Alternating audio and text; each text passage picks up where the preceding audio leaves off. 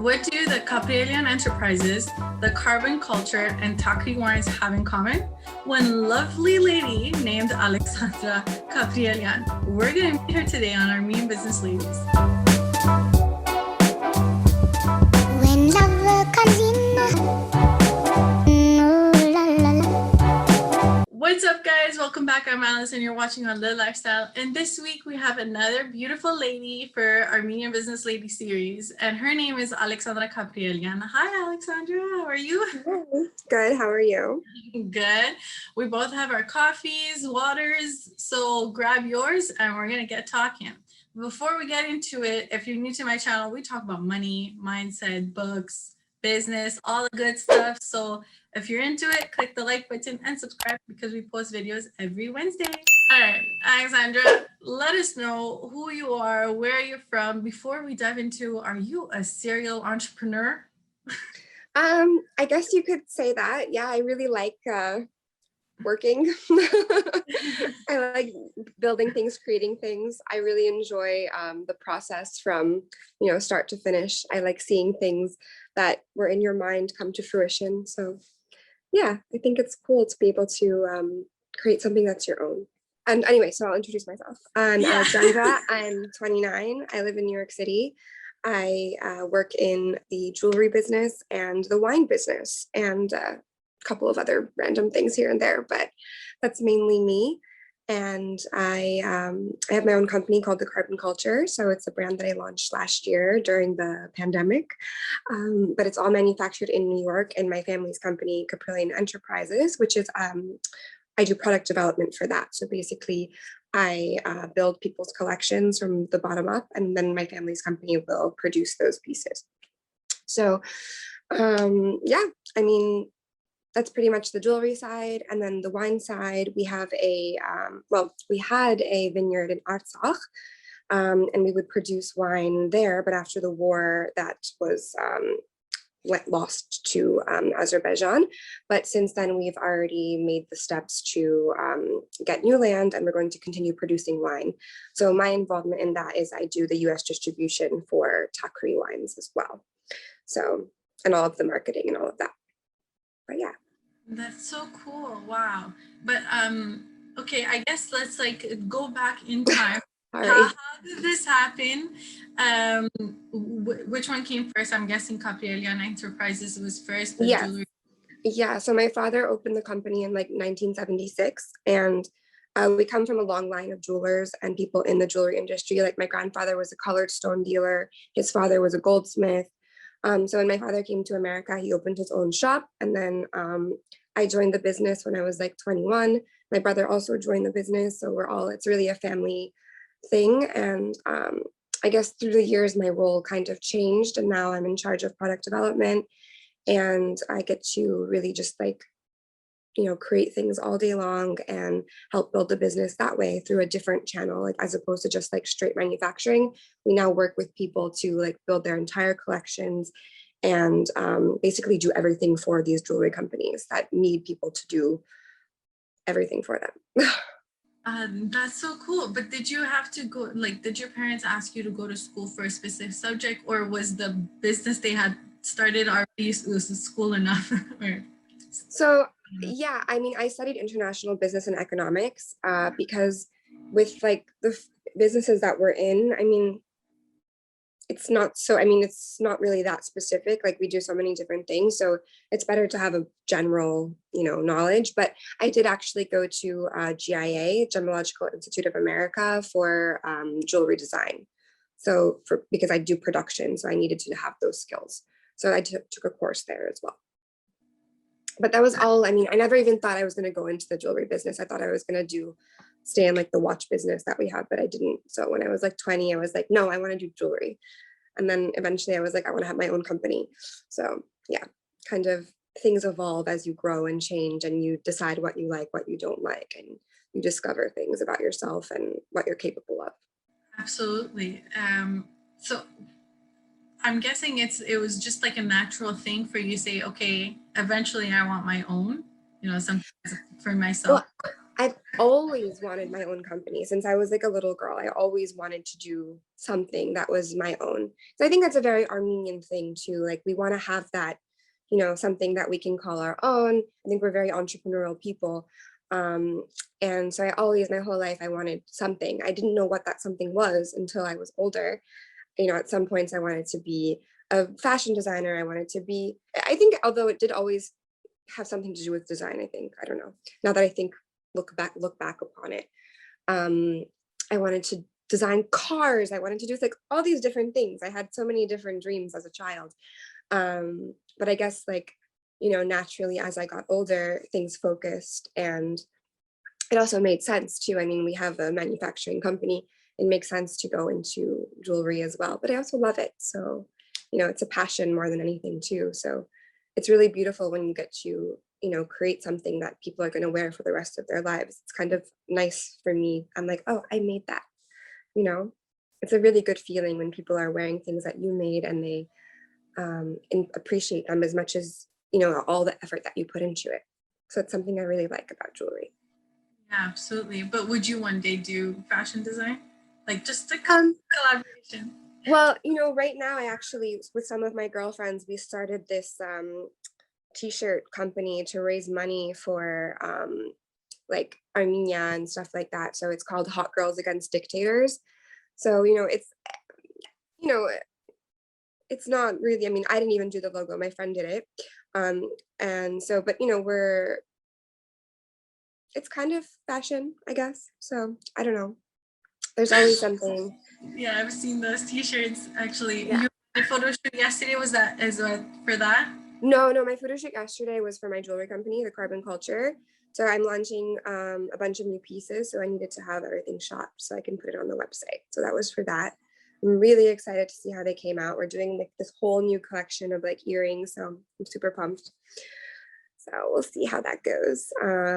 Kind of cool to be able to do so many different things because I get bored easily. So I like being, I don't know, grabbed in different directions. Yeah. So we actually met on Clubhouse, and that's where I've been meeting all my girlfriends nowadays. But was it you that mentioned you're writing a book? Oh, yeah, I am. Which was very interesting.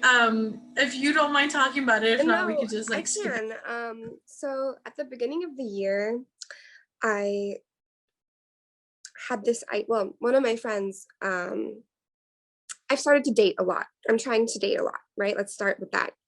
Because, you know, you have to put yourself out there. You have to meet new people. Like, you never know. So one of my friends, and I would tell all of my girlfriends, I'm like, oh, this is this date. This is what this happened, whatever. So one of my friends was like, you need to write about this. I mean, because really was having some pretty funny, interesting dates, like some very strange experiences. So in January, I started to literally like make logs of every single date I went on. And I'm going to turn it into a book at some point. So hopefully I'll find a husband and then the book will be a happy ending. But for now, it's just pretty entertaining and you get to meet a lot of really nice people, a lot of crazy people. But yeah, so it's been an experience. Like dating in New York City during COVID has been bizarre. But hey, you know, you have to meet people. You have to try. Until you meet the one. Yeah. But that's so cool because like I feel like eventually if you do decide to publish this book, I think I will. It's like too funny not to. I have some great stories. I think we all like told you to because you said I don't know who's gonna read this, and we were like, I'll read it. Don't worry about it, publish it and we'll buy the book. It would be cool also for because it is something that's going happening during a pandemic, so I have a feeling it's like something that would be very important within history. Oh yeah, for sure. I mean, there's all these like small little nuances that you would never be in situations that you're in today, like a year ago or 2 years ago. You're like, oh, like everything's closed. There's nowhere to go to the bathroom. Like, what are you going to do? You have to leave the date. Like, you know what I mean? There's so many like little weird things like, you know, or like men will invite you to their home. You can't go to a stranger's home. You know what I mean? It's so many different things. Like, so having dates in the park, like all these weird things. So I don't know. It's been interesting for sure. There's a lot more strange things that have happened, but you can read the book and find out. Yeah, exactly. Okay, so now that we know who you are and what crazy stuff you've been up to, let's like kind of dig into your mind. Let's go on a discovery route. You said that you always like had this entrepreneurial pull, and you know, for most people that's enough to get started, but a lot of people, once they do get started into the business world, decide to run whatever it is, they come along many roadblocks, and to overcome them, well, you need to either work on your mindset or have a support group and whatnot. So what is it that you do either daily or some kind of ritual that you've created for yourself to you know, work on your mindset, get over these roadblocks, because it is a roller coaster ride at the end of the day. So how do you get over these lows? So I'm actually really fortunate that I have a lot of really good friends who are all so in like sort of the same position as I am. Like they work for their families, but they also have their own companies. And we kind of have like, you know, like mini emotional support groups, because it is really difficult. I mean, anyone who's worked with their family, like it's the most rewarding thing, but it's also the most difficult thing. And I wouldn't change it for the world. I've worked in corporate. I would never go back. But there's something different about working for your family, and there's something different about working for yourself. So I think it's been really helpful for me to be able to talk about those things with people who can understand those experiences and have shared those experiences. And it's just really interesting, like the parallels you'll see between like, you know, your friends' relationships with their families, your relationship with your family, and then like, you know, the balance and finding all of these, you know, different ways to just make things work. So that's been something that's really helpful for me. And then besides that, I really think like yoga and like any sort of physical activity, like I walk a lot, it helps me get out of my head. And that's like something that I really need to do for myself more than anything. Like if I miss my yoga class, if I miss my workout class, like I'm not happy that day. So, you know, it's like little things that make a huge difference in the daily, like, I don't know, if I do that one thing for myself, like I can deal with everything else. Yes, and it is definitely something that a concept that is mentioned in many books, and one book that I'm reading currently, Happiness Project. Have you heard of it? I haven't. No. Happiness Project by Gretchen Robin, I believe. And her thing is that not everything in your system, in your ecosystem, needs to go well for you to be happy. It's certain places, certain things that you could do to have happiness in this present moment now. Right? So if you decide that me working out today or doing certain activity is going to set the day for me, like, and have a more content, happy day, then it's definitely, you know, something you should do every single day. So that being said, take us through like your typical Alexandra Kaprielian's day. Okay, so I wake up, first things first, I have a coffee. If I don't have my coffee, good luck. So I have my coffee. I either go to the gym first thing in the morning or I go after work, one or the other, but let's say it's a morning day. So I'll go to the gym in the morning, either take like a yoga class or a like athletic conditioning or something. I kind of prefer the more aggressive classes in the morning and then like the more relaxed classes at night. So whatever they have that day, I'll do that. And then I go to the office. I'm normally in the office by like before 8:30. I start the day, I go through my emails first, and then everything starts to happen. People call, people need this, people need that, whatever. My days typically go pretty fast. I normally meet with 1 or 2 clients a day sometimes. And we have lunch, like everyone together in the office, which is really nice. We do like a group lunch. I like that a lot. Work day continues. After work, I'll either meet with some friends for a drink or something, or for a dinner or a date. One of the many, many dates I go on, or I take a workout class, something like that. And, you know, there's always something. I mean, I have some sort of social event at least like 4 times a week. So I'm always busy. And then when I get home, I either watch something on TV, something mindless to just like not, I don't know. Sometimes I don't want to think anymore after a long day. Or sometimes I read. And yeah, I mean, that's pretty much it. I do like to cook whenever I have the chance, but I find that I can normally cook mostly on the weekends. During the week, there's like no point. And yeah, I mean, that's like my average day. Not that exciting, but not that boring either. When you go into the office, is it just like your family's company and you do everything from there, like culture, everything Yes. out? So yeah, I do everything out of my like family office. I have my own little section, but yes, I do everything out of there. Just makes more sense. I don't need to have my own office. And yeah, so that's about it. And I mean, it is interesting because I'll be doing like, like work for my family, then work for carbon culture, then like the wine stuff all at the same time. So sometimes it can become a bit hectic, but it's okay. I manage. Can you share a little bit more on how you manage all three in like in one single day, let's say, if it ever Yeah, so sometimes, I mean, at the end of the day, you have to do whatever is most urgent.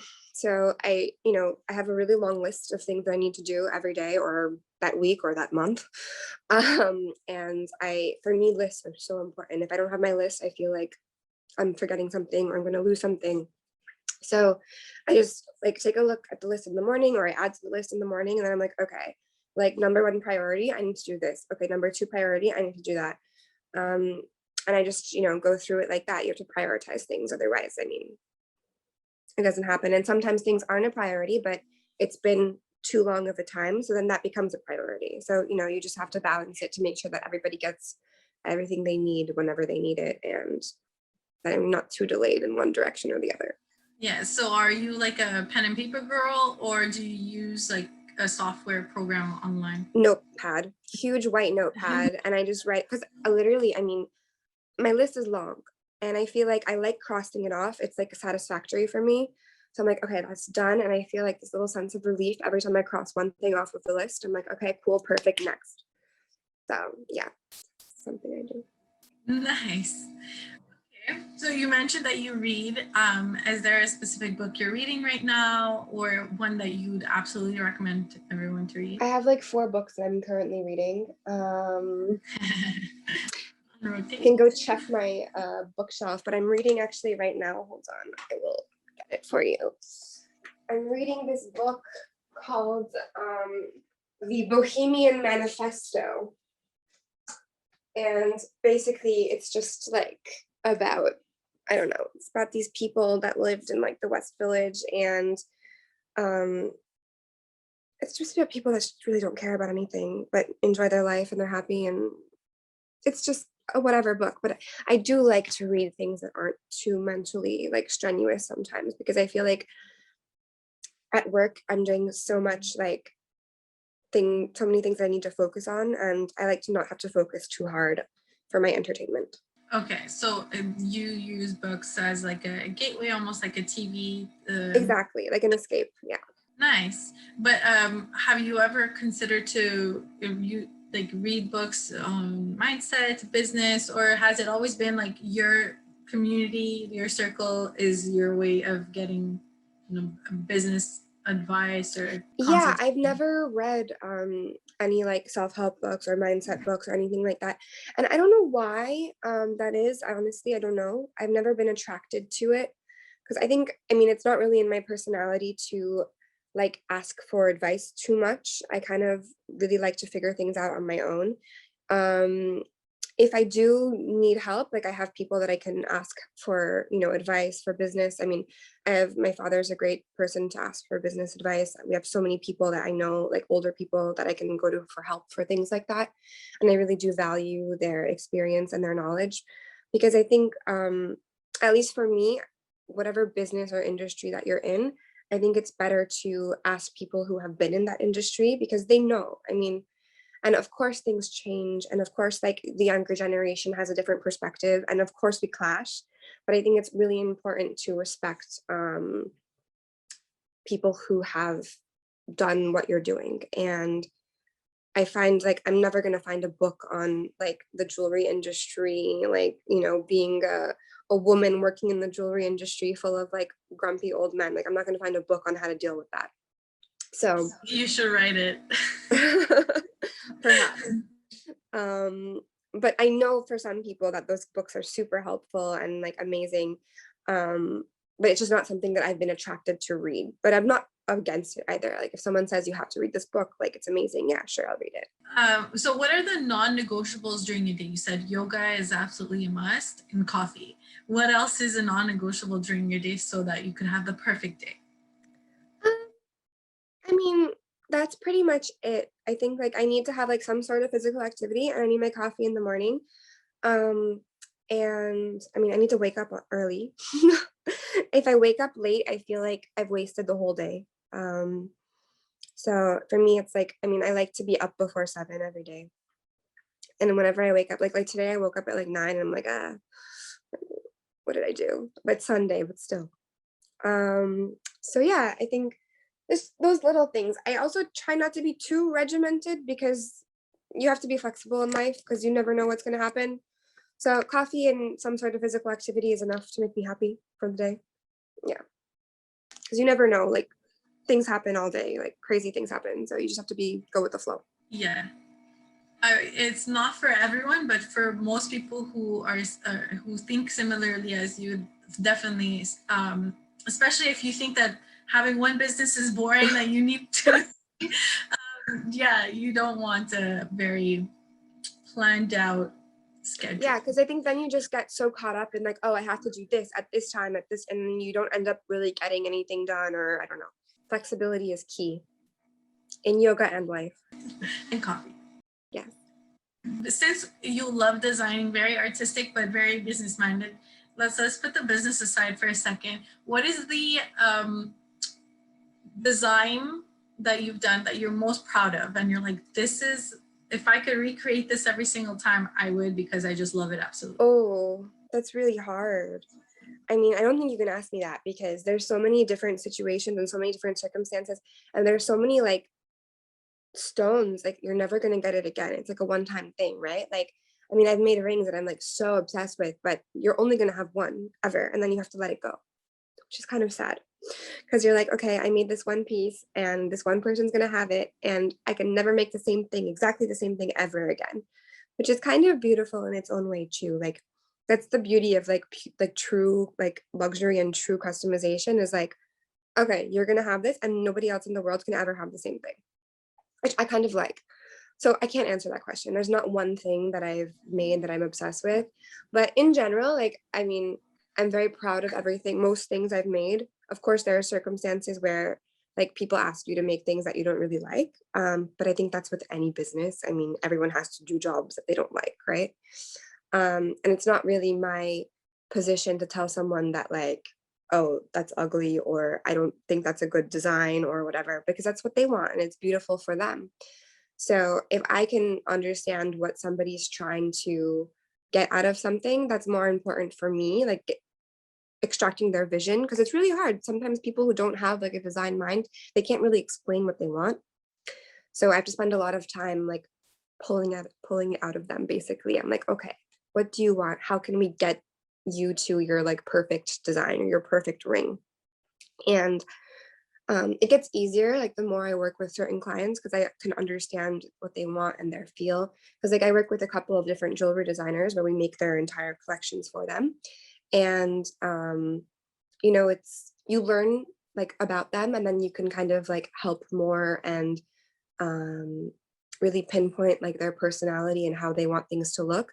But when you're working with somebody for one piece, it's kind of hard to really get the pure vision of what they want. So I don't know. I think I went off on a tangent there to your original question. I'm sorry.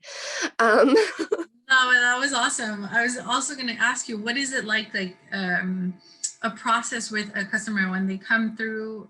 Like, can you take us through the steps? Yeah, so I have like different kinds of customers. I have like private clients, which I would do just like one piece for them, or they come in occasionally for like whatever. But the really cool part of my job is what I really like is when I'm designing for like other designers. So they come to me, they're like, okay, we want something like that looks like this. So they have like their sketches or whatever. And then it's my job to make it a reality. So I sit with them, I like build the actual like models for them, and then we source the stones. Pre-COVID, I would go to like Hong Kong and Thailand a lot for gemstone buying and stuff like that, which I also really enjoy, part of my job. Sourcing colored stones is like so fun. And it's cool too, because like you go to like these little like places, these little hole in the walls in like Thailand, and there's these men, they're like, who is this? Blah, blah, blah, blah, blah. And I'm like, I want to buy this. And so it's been interesting for me to have that experience too. So I really enjoy that part of my job. But now since COVID, we've been doing everything over WhatsApp. Like I've been buying gemstones over WhatsApp, which is not really ideal. Like I can't wait until I can get on a plane and like go look at things like in person. But we make do, right? So but yeah, so sorry, let me back, I go off on tangents. So yeah, they come to me, I design for them, we source the stones, then we put it into production, and every time we build their first initial collection, and then they take it to market, and then whenever they sell a piece, we just produce. That's so cool. So why would a designer come to you? Aren't you the designer most of the time? Well, so here's the thing, I do product development, right? So like I design like for my company, but then I do product development for jewelry designers. So there are people all over the world that they have jewelry companies, but they don't manufacture, they don't know the technical skills, they don't have the technical skills to actually make a functional piece of jewelry. So they need our help for that.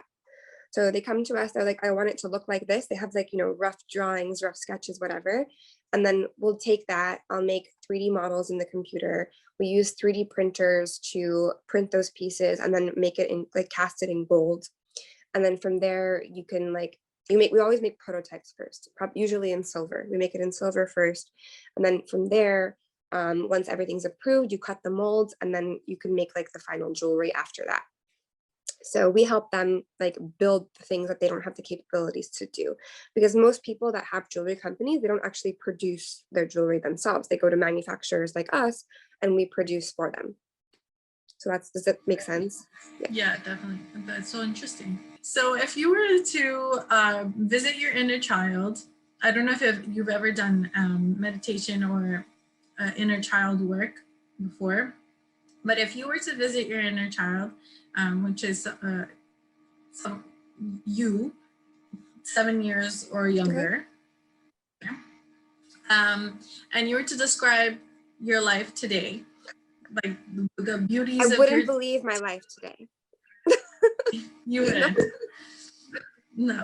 So is there a point in time where you would want to go back at whatever age and let them know, hey, this is what's gonna happen, don't worry?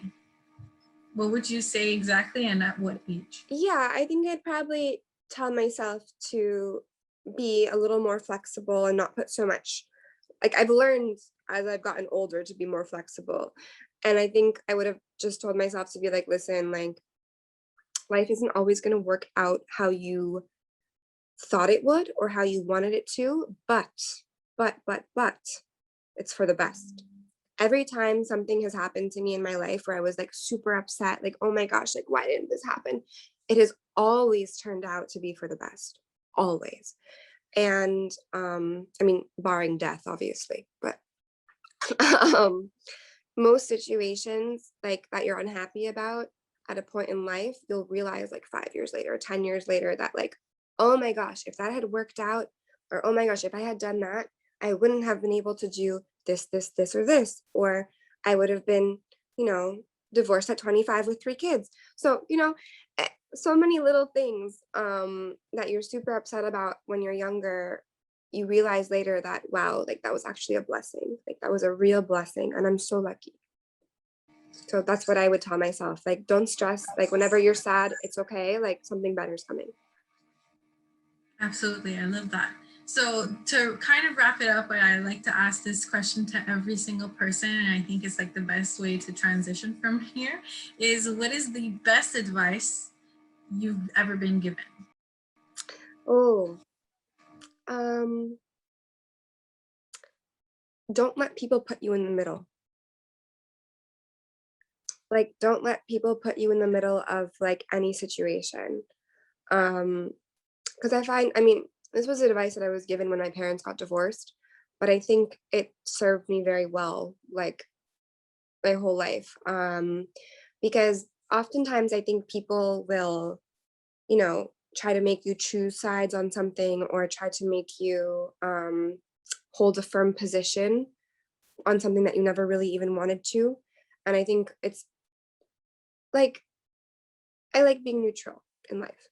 And I think it's good to not put yourself in like a position where, oh, like, blah, blah, blah, I can't talk to this person because of this, da, da, da, da, da, da, like all this, and this happens in the Armenian community a lot, I think. They're like, oh no, blah, blah, blah, blah, or oh, cherav, sorry, I'm not even speaking English. But, so I think it's good advice. Like, don't get put in the middle of situations that are really none of your business and nothing to do with you. And that's been, good advice for me. And yeah, don't get put in the middle. So how do you get out if you are put in the middle? I'm just like, I'm not doing that. Like, sorry. Like, if you guys have something to talk about, like, that's on you. I'm not getting involved. Like, I really just remove myself from situations and it's not even about getting put in the middle. It's removing yourself from situations that don't serve you. Like, if somebody is doing something that you're not happy about or trying to get you to do something that you don't really want to do, like, thanks, but no thanks, like politely, obviously. And it even goes with like, if you don't want certain people in your life, like if you realize that somebody is, not bringing any benefit to your life, don't get put in the middle of their life. Remove yourself from the situation. And obviously you should be there for people when they need you, like close friends, family, everything like that. But there are really certain situations in life where it's not necessary in any capacity to get involved in people's drama. So I think that's something important to realize, because you can get sucked in a lot by situations. Yes, absolutely. I love that. So thank you so much for sharing. Thank you. Everyone got a lot of insight because we spoke a lot about different things. So that's my brain for you. Sorry, a lot of different things happening. I love it. So Alexandra, how can we get in touch with you? I know on your personal account you have everything in your bio, like the business links. So maybe that one would be perfect. Best. Yeah. So what's your Instagram it's just handle? At Alexandra Kaprielian. So ALEXANDRA.KAPRIELIAN. And yes, I know my name is super long, but I love it and I don't care. And that's it. Yeah, I feel you because my last name is Nico. So everyone's like, how many syllables? I'm like, it doesn't matter. Just spell it. I don't care. Yeah. So that goes back to why I use my full name, because I don't really care to make it easier for people. That's my name and I like it. So. And you're right to ask for that. People should respect it. Exactly. And it's also for everyone watching, if your name, especially our last names, is hard for Odars to pronounce, so it is all right to ask them to repeat it a couple times before they get it right. Teach it to them. Be like, listen, no, this is how you say it. Yeah, awesome. So thank you again, Alexandra. Thank you so much. It was so much fun. And if you guys had any takeaways from this whole conversation, let us know in the comments below. Make sure you go and follow her, because every day she posts something super exciting about New York. And since we don't live in New York, we follow you around. Thank you. Awesome. Thank you so much. This was really fun. My pleasure. One day we'll have you again when you have another business. Sounds good. All right. So everyone at home, bye. Bye.